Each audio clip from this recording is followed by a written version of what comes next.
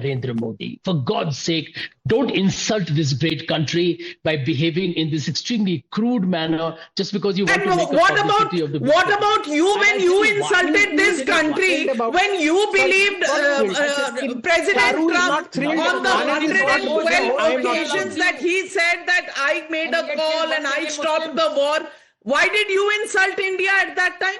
When he said Navika, garbage economy, these Navika, guys were Navika, praising Trump. Rahul Navika, Gandhi was saying what? That Trump should get the next Nobel Prize. Navika, you are allowing interruptions. This is not fair. You're allowing everybody to interrupt me. Is that fair?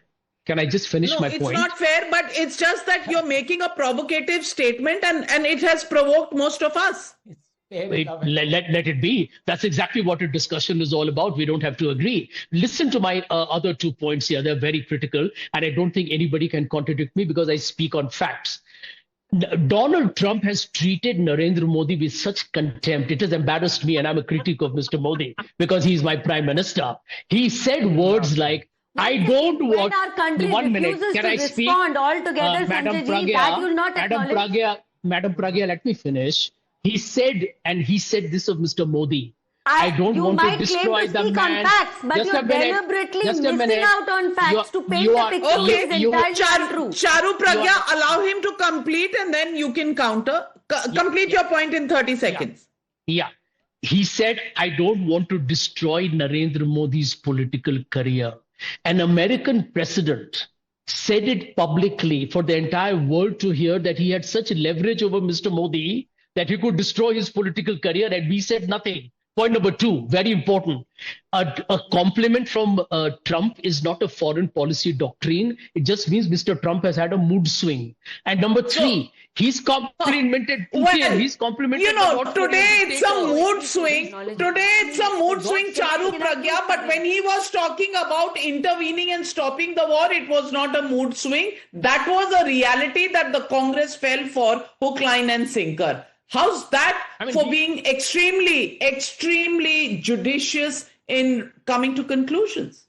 He's praised the North Korean dictator Kim Jong-un, for God's sake. Do you want to compare Mr. Now, Modi Sanjay Ji might claim to speak on facts. Sure. But he is missing out entire paragraphs altogether, conveniently only sticking to a few words which suit his narrative. And I will start with him and his supporters going on and on about India's dead economy. It was him and his supporters, Rahul Gandhi especially, which echoed that line repeatedly in our country. We didn't. Another thing is that if you're talking about moodiness of President Trump, remember that India did not respond on their terms. India talks on its own terms. We chose and we decided what we want to respond to and in what manner and when. And you will please do well to remember that, because this is, it's not just making me angry listening to these spate of lies coming from you, but it's completely untrue. Because today also the conversation was about civilians. It is about cooperation. You are selectively picking things. No. But you don't want to focus on today, because even when President Trump had said something negative, we had a discussion about it, and we were the ones that said that somebody's reaction is not shaping India's foreign policy, but India's action is. And that is what I want to come back to. The fact that India is on the table repeatedly again and again, year after year. And when our Prime Minister speaks, the world listens. In fact, opposing fractions of the world, all of them listen. That's what President Obama said about Dr. Abhijit Iyer-Mitra, in 1971, 54 of our sailors never came back. How much did we raise? All the government of the time that they did, they declared missing in action in 1971. That's what they did in 1971. And today he says, well, if Trump has praised Modi, it's a mood swing. Then why do they fall for his mood swings when he talks about the war? You know, this is the problem. There are many instances of Indians being killed abroad with no condemnation. But since he brought up North Korea, do you know what this is? It's Mrs. Indira Gandhi receiving Kim Il-sung. And by the way, I've been to North Korea.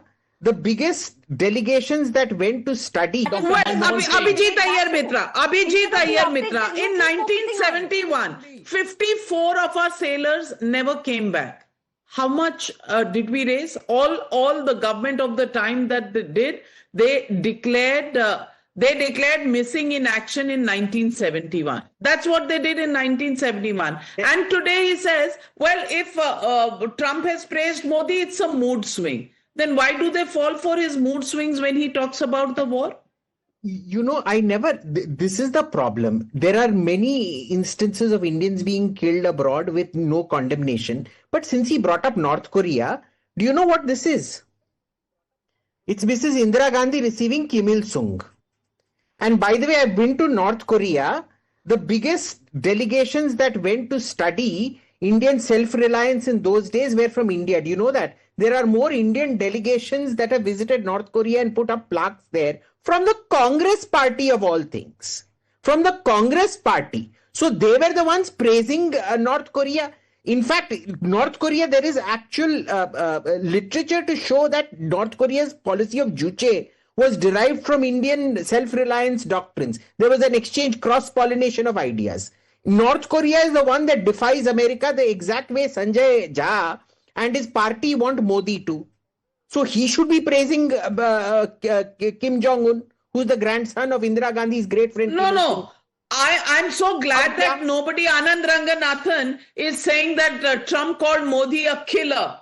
And that's why Modi is now a killer in the real sense. I'm glad that it hasn't been deciphered like that and has been taken in the slang that it was meant.